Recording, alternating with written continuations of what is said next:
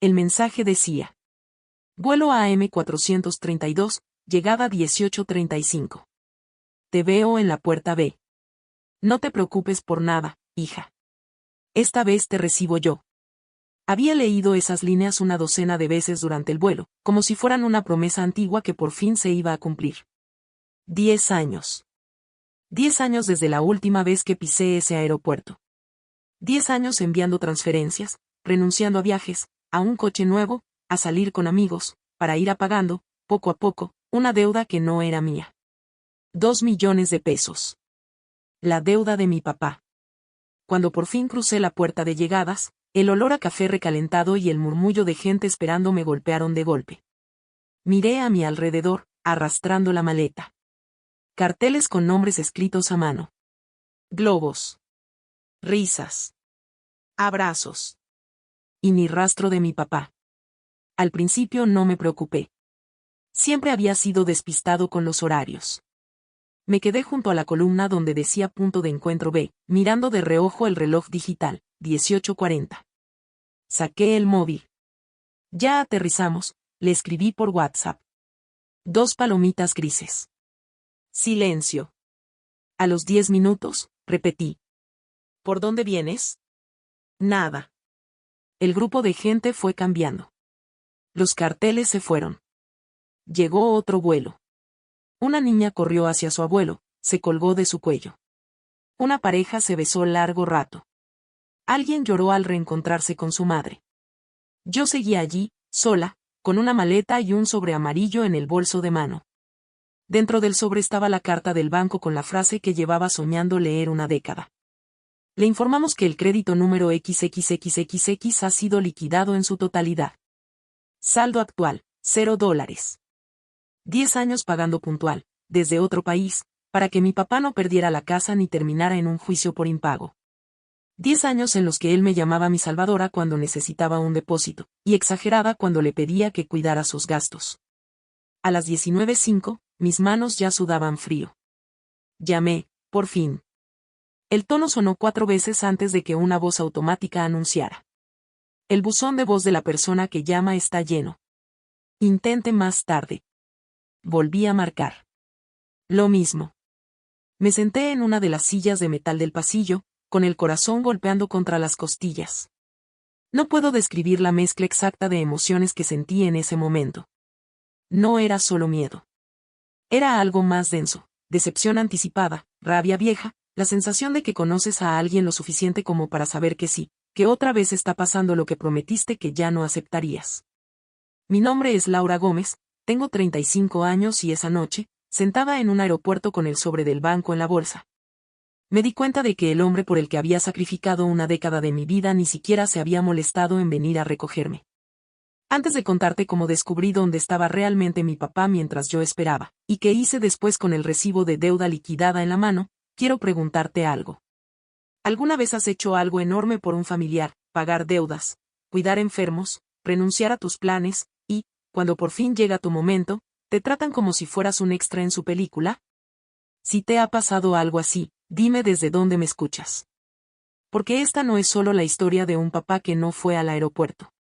Es la historia de cómo una hija dejó de salvar a su héroe de cartón, y empezó a salvarse a sí misma.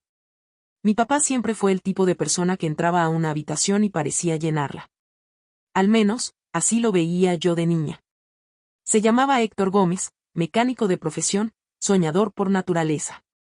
Tenía manos grandes, manchadas de grasa, y una risa escandalosa que se oía desde la cuadra de enfrente. Tu papá tiene un ángel para los negocios, decía mi mamá, medio admirada, medio resignada. Lástima que ese ángel sea tan gastalón. Ellos tenían un taller de autos pequeño en la colonia. No eran ricos, pero tampoco faltaba nada. Yo crecí entre cajas de herramientas y calendarios de aceite colgados en las paredes. Mi mamá llevaba las cuentas en un cuaderno, mi papá hablaba con los clientes, los hacía reír, les daba fiado. Desde muy chica, yo heredé su facilidad con los números, no su gusto por el riesgo. Tú y yo somos equipo, me decía mamá, guiñándome un ojo mientras sumaba facturas. Si alguien tiene que poner los pies en la tierra en esta familia, seremos nosotras. Todo cambió cuando un conocido de mi papá le habló de una gran oportunidad. Un amigo está montando una flotilla de camiones para transportar mercancía, me explicó mi papá, una noche, con los ojos brillando. Necesita socios para comprar unidades.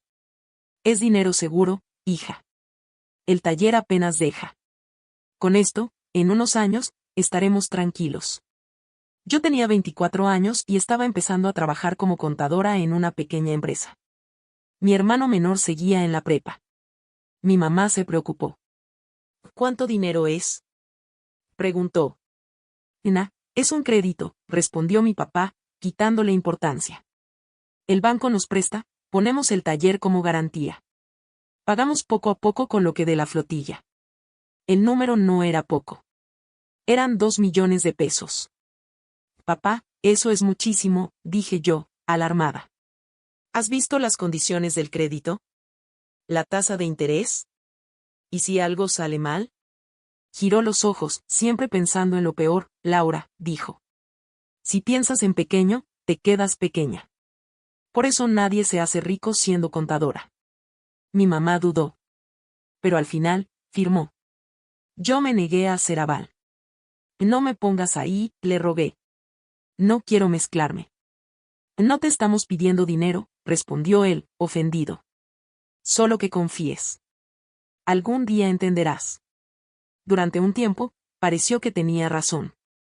Llegó el primer camión, brillante, con el logo del nuevo negocio en la puerta. Mi papá se tomaba fotos junto a él, las subía a sus redes con frases tipo, el que no arriesga, no gana y de la colonia al éxito. Los primeros meses, los pagos del crédito se hicieron puntuales. Luego, empezaron los retrasos. Primero fue un cliente que no pagó a tiempo. Luego, un choque que dejó un camión parado semanas. Después, el socio de confianza desapareció con parte del dinero. La crisis económica hizo lo suyo. A los 2 años, los intereses del crédito eran una bola de nieve rodando cuesta abajo. Las cartas del banco empezaron a llegar primero por correo, luego en mano. Llegaron también los ejecutivos con trajes oscuros, sonrisas frías. Si no regularizan, procederemos con la ejecución de la garantía, decían, mirando más la casa que el taller. Mi mamá adelgazó a ojos vista. Héctor, le decía en voz baja, cuando creía que yo no oía. Esto se nos está saliendo de las manos. Ya, mujer, no seas exagerada, contestaba él. Siempre salen cosas. Ya verás cuando cerremos el trato con la empresa grande. El trato grande nunca llegó. El ultimátum del banco sí. Recuerdo el día exacto, un martes de agosto, el sol partiéndonos la cabeza, nosotros 3 sentados frente a un escritorio metálico en la sucursal. Señor Gómez, dijo la ejecutiva, con voz ensayada. El saldo total de su deuda, con intereses y recargos, asciende a 2.150.000 pesos. Llevan varios meses sin pagar. Si no se regularizan, tendremos que iniciar un proceso judicial. La casa y el taller están en riesgo. Mi madre empezó a llorar en silencio. Yo sentí que el suelo se abría. Mi papá se recargó en la silla, mirando el techo. ¿Y qué propone que hagamos?, preguntó. La ejecutiva deslizó una hoja.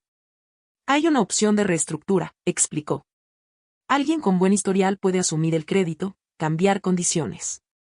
Pero necesitarían a un deudor sustituto con ingresos comprobables. Podría ser, miró mis papeles. Su hija. Me giré, atónita. No, dije. Yo no. Mi papá me miró como si lo hubiera traicionado. Laura, por favor, susurró. Eres la única que puede. Yo ya estoy en lista negra. Tu mamá no tiene cómo. Si tú tomas el crédito, yo me encargo de pagártelo. Es cuestión de tiempo. Solo necesito que me saques de esta. Mi madre me tomó la mano. No podemos dejar que nos quiten la casa, hija, dijo, entre lágrimas. ¿En dónde vamos a vivir? ¿Y tu hermano? Quise decir 1000 cosas, que no era justo, que yo apenas empezaba mi vida, que no quería cargar con una deuda ajena. Pero lo que salió fue. ¿Y si él vuelve a fallar en los pagos? No voy a fallar, juró mi papá, con una convicción casi infantil. Te lo prometo por tu abuelo. Este tropiezo me va a enseñar. No voy a volver a meter la pata. Tenía 25 años. Estaba asustada. Amaba a mis padres. No quería verlos perderlo todo. Firmé. Salimos de la sucursal con una nueva hoja que decía que yo, Laura Gómez, era ahora la deudora principal de un crédito de 2 millones de pesos. El plan era simple, en teoría, yo seguiría trabajando en la empresa donde estaba. Mi papá mantendría el taller y los camiones restantes. Entre los tres, haríamos frente a las mensualidades. La realidad fue otra. A los 6 meses, mi empresa cerró. Encontré trabajo en otra ciudad, pero de menor sueldo. Mis papás seguían ahogados. Mi hermano, apenas terminando la universidad, no podía ayudar mucho. Un amigo me habló de una oportunidad en Canadá, como contadora para una empresa de logística. El sueldo era en dólares. Las posibilidades, mejores. Vete, me dijo mi jefe de entonces. Aquí ya tocaste techo. Allá, por lo menos, podrás respirar. Hablarlo en casa fue una batalla. ¿Nos vas a dejar con todo esto?, preguntó mi madre. ¿Justo ahora? Si me quedo, apenas podré pagar la deuda y sobrevivir, expliqué. Si me voy, puedo pagar más rápido. Es por todos. Mi papá me abrazó fuerte, dramático. Sé que lo haces por nosotros, dijo. Nunca voy a olvidar este sacrificio, hija. Te lo juro. Yo quería creerle. Me fui a Canadá con una maleta, un contrato de trabajo y un cronograma en la cabeza. En 8, 9, 10 años máximo, ese crédito estaría saldado. Pondría mi vida entre paréntesis para limpiar el desastre de mi padre. No sabía, entonces, cuánto me iba a costar de verdad. Vivir en otro país suena glamuroso en fotos. En la práctica, mis primeros años en Canadá fueron un catálogo de trabajos duros, soledad y frío que calaba los huesos. Trabajaba de contadora en una empresa mediana por las mañanas y, durante los primeros 2 años, limpiaba oficinas 3 noches a la semana para tener un extra. Compartía piso con otras 2 mujeres, comía sopa enlatada más veces de lo que quiero recordar y aprendí a reparar mis propias botas porque comprar otras era un lujo. Cada mes, sin falta, programaba la transferencia al Banco Mexicano. La primera vez que vi el abono recibido en el estado de cuenta del crédito a mi nombre, sentí una mezcla de alivio y angustia. Era como echarle agua a un incendio sabiendo que tienes que seguir echando durante mucho, mucho tiempo. Mi papá llamaba seguido al principio. ¿Cómo está mi canadiense favorita?, bromeaba. ¿Mucho frío? Yo le contaba de la nieve, de la oficina, de lo diferente que era todo. Él, de vez en cuando, mencionaba el crédito. ¿Vamos bien, no?, preguntaba. ¿Cuánto falta? Le explicaba números. Él se perdía. Pues tú sabes, hija, decía. Yo confío en ti. También empezó a pedirme pequeños extras. Mira, nos atrasamos con la luz, ¿podrías? Te lo devuelvo cuando me paguen una chamba grande. La camioneta del taller se descompuso, ¿me echas la mano? Es que el dinero del crédito me tiene bien apretado. Al principio, yo decía que sí sin pensar. Poco a poco, empecé a notar un patrón, mis extras nunca regresaban. Siempre había una nueva emergencia. Mientras tanto, mis propias emergencias las resolvía sola, el diente roto, el aumento de renta, la computadora que se descompuso justo antes de un cierre. Hubo un día, en mi cuarto canadiense, en que, agotada, dije en voz alta. Estoy viviendo como pobre en un país caro para pagar la vida de alguien que sigue gastando como si no pasara nada. Me sentí culpable al pensarlo. Era mi papá, al fin y al cabo. Él me había criado, me había enseñado a andar en bici, a resolver ecuaciones. No era un desconocido. Pero los estados de cuenta no sabían de culpa. Sabían de números. Cada vez que hablaba con él, notaba un tono raro cuando yo mencionaba lo dura que era mi vida allá. Pues nadie te obligó a irte, decía a veces. Yo también trabajé mucho para sacar adelante todo. No creas que eres la única que sufre. La palabra sufre siempre venía con comillas implícitas cuando se refería a mí. Mis visitas a México eran contadas y breves. El vuelo no era barato, y siempre que iba terminaba gastando más de lo planeado. En una de esas visitas, hace 3 años, vi algo que me dejó fría. Entré al taller de mi papá y, estacionado fuera, había un coche nuevo. No uno de lujo, pero sí bastante mejor que su viejo sedán destartalado. ¿Y esto? Pregunté. Él sonrió, orgulloso. Me lo merecía, dijo. Años trabajando, hija. Además, me dieron un crédito buenísimo. Pagos chiquitos. Miré el coche. Miré la hoja de la financiera pegada en el parabrisas. ¿Otro crédito? Pregunté, tratando de no sonar histérica. Papá, aún no terminamos de pagar el de los camiones. Falta poquito, dijo, con ese gesto de niño pillo. No te preocupes. Además, ese está a tu nombre. No. Fue como si me clavaran un puñal. ¿Y eso qué significa? Pregunté. ¿Qué si no puedes pagar igual no te importa? Se ofendió. Siempre viéndome como irresponsable, dijo. Ya no soy el mismo de antes, Laura. No me eches en cara todo. Si tengo algo bonito, parece que molesta. No quise arruinar esos pocos días. Me guardé los comentarios. Volví a Canadá con la sensación de que, por mucho que pagara, el hoyo no se llenaba porque él seguía cavando. Aún así, seguí depositando. Hasta que llegó el correo que lo cambió todo. Una mañana de primavera, abrí mi bandeja de entrada y vi el asunto. Estado de su crédito hipotecario. Abrí el PDF. Ahí estaba, en letras negras sobre fondo blanco. Saldo actual, $0. Crédito liquidado. Me quedé mirando la pantalla, sin parpadear, durante largos segundos. Lo había logrado. 10 años. 10 años de cheques, de transferencias, de trabajos extra. Me eché a llorar. Lloré de alivio, de cansancio, de una especie de duelo por la vida que no había tenido mientras pagaba deudas ajenas. Cuando pude calmarme, pensé, se lo voy a dar en persona. Compré un vuelo a México para el verano. Avisé en el trabajo, acumulé días libres, ahorré para poder estar un mes. Llamé a mi papá. Tengo una sorpresa, le dije. Voy a ir en julio. Y ya no hay deuda. Hubo un silencio al otro lado de la línea. Luego, una risa nerviosa. ¿Cómo que ya no hay deuda? Preguntó. La terminé de pagar, respondí. Te mandaré la carta del banco, pero prefería enseñártela allá.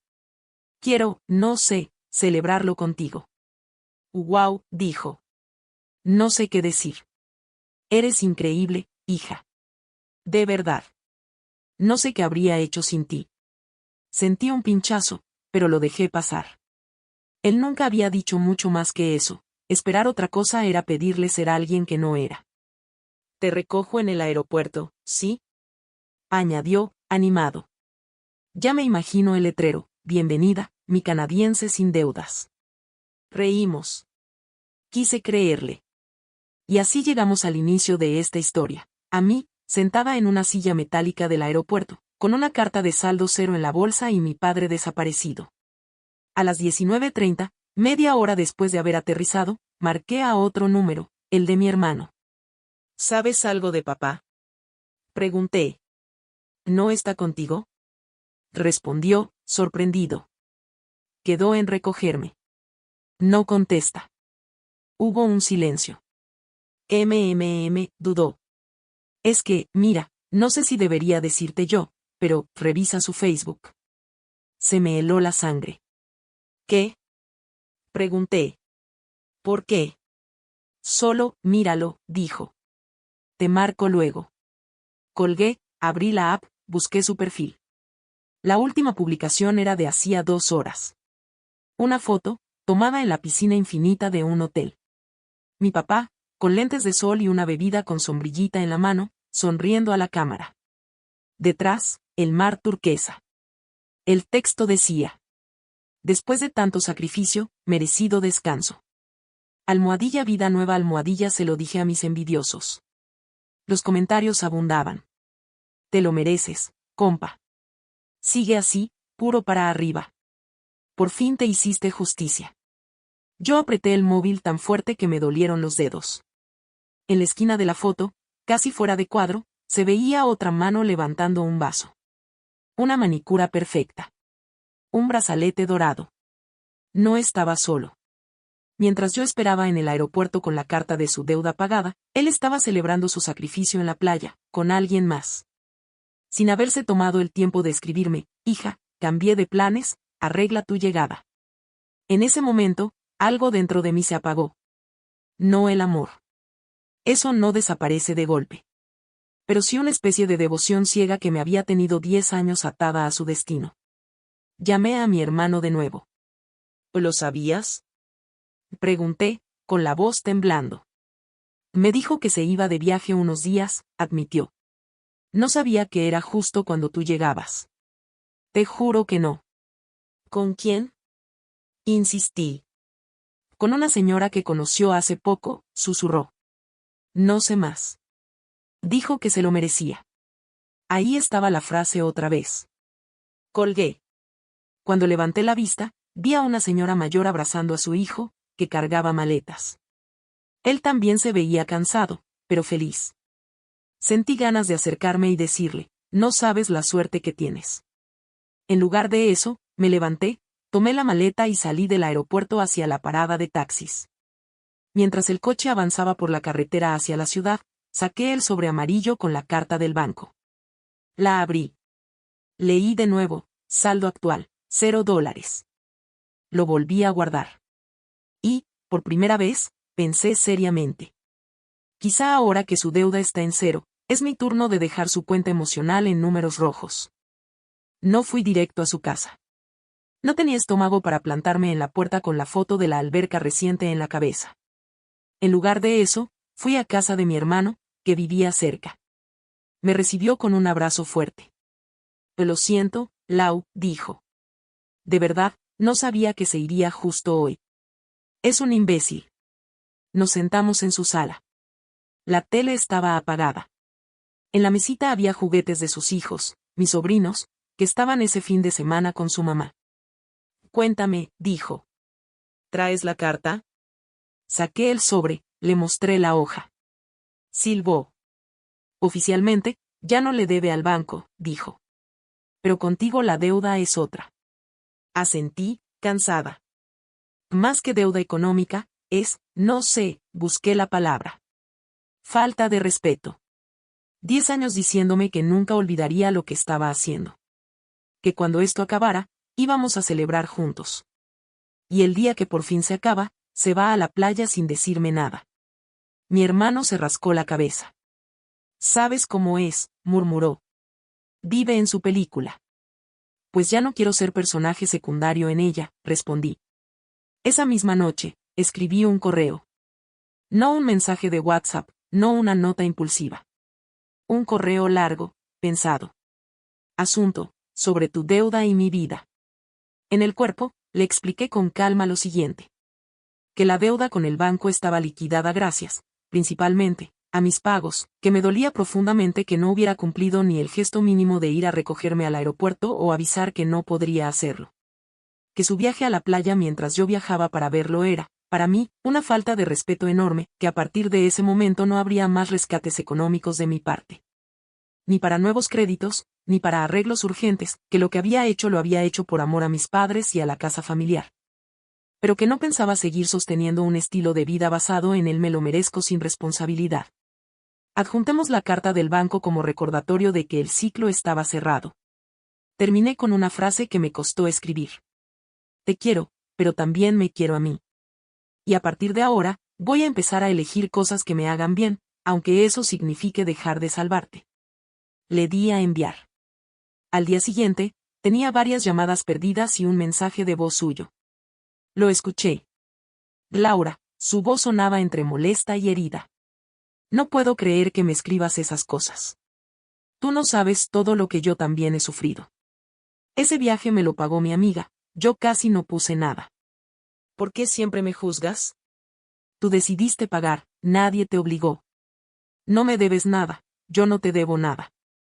Si no quieres ayudarme más, está bien, pero no me lo eches en cara.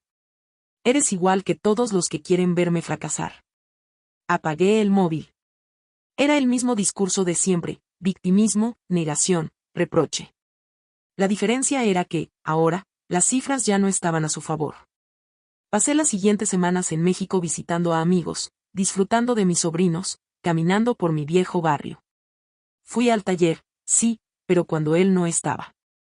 Mi mamá, que se había mantenido al margen del asunto financiero por años, me abrazó con fuerza cuando se enteró de que ya no había deuda. Te debo la vida, hija, dijo. Y no sé cómo voy a agradecerte. No tienes que hacerlo con dinero, respondí. Solo no vuelvas a firmar nada sin leerlo. Ni por mí ni por nadie. Cuando llegó el día de regresar a Canadá, mi papá seguía sin aparecer. No fui a buscarlo. De camino al aeropuerto, en el taxi, saqué la carta del banco una última vez. La doblé con cuidado y la guardé en una carpeta de asuntos cerrados. No sabía aún qué iba a hacer con mi vida ahora que no tenía esa pesada obligación mensual. Tal vez estudiar algo más. Tal vez ahorrar para mi propio departamento. Tal vez viajar por placer, no solo por necesidad. Lo único que tenía claro era esto. Nunca más iba a poner mi estabilidad financiera en juego por alguien que no podía ni cumplir la cortesía básica de llegar a tiempo a un aeropuerto. Meses después, supe por mi hermano que mi papá había intentado sacar otro crédito y se lo había negado. Está furioso, me contó. Dice que tú lo quemaste con el banco porque adjuntaste la carta donde aparece su historial anterior. No lo quemé, repliqué. Solo puse los datos reales. El resto es cosa de él. Poco a poco, incluso mi madre, eterna defensora de tu papá es así, hay que entenderlo, empezó a hartarse. Ya no sé qué hacer con él, me dijo en una videollamada. Siempre está buscando la forma de endeudarse. A veces pienso que le gusta el drama. No lo dije en voz alta, pero yo ya lo sabía. A veces, la gente se vuelve adicta a su propia narrativa de sacrificio. Necesita problemas para sentirse viva. Necesita deudas para poder decir que se las merece cuando las paga, o cuando otros las pagan por ellos. Hoy, cuando alguien me pregunta por qué no he vuelto a ayudar a mi papá con sus nuevos proyectos, respondo. Porque ya hice mi parte. Pasé 10 años pagando su deuda. Ahora, estoy ocupada pagando mis sueños. Algunos me miran raro. Vienen de familias donde los padres son sagrados y cuestionarles está mal visto. Yo no trato de convencerlos. Solo sé que, si no hubiera aprendido a poner ese límite, seguiría sentada en aquella silla metálica del aeropuerto, año tras año, esperando a alguien que siempre tiene algo mejor que hacer. Si tú, que escuchas esto, te encuentras en ese lugar, pagando, rescatando, sosteniendo a un familiar que parece nunca aprender, quiero decirte algo que a mí me costó una década entender. Ayudar por amor es hermoso. Ser usado por culpa es otra cosa. Y ninguna deuda económica, por grande que sea, justifica que te traten como si fueras prescindible. Tal vez ha llegado el momento de revisar tus propios estados de cuenta, los del banco y los del corazón, y preguntarte. ¿Quién está realmente pagando aquí, y quién está recogiendo a quién cuando llego después de años de sacrificio? Si las respuestas no te gustan, recuerda que siempre, estás a tiempo de tomar un taxi distinta. Aunque tu papá no esté en la puerta esperándote.